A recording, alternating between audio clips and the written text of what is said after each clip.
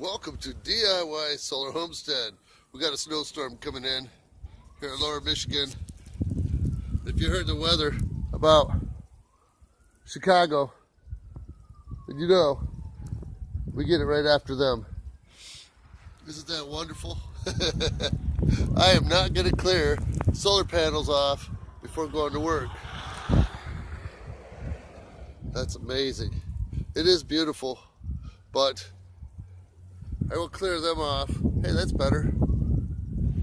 I will clear them off when I get home from work. The rest of the solar panels are in the backyard.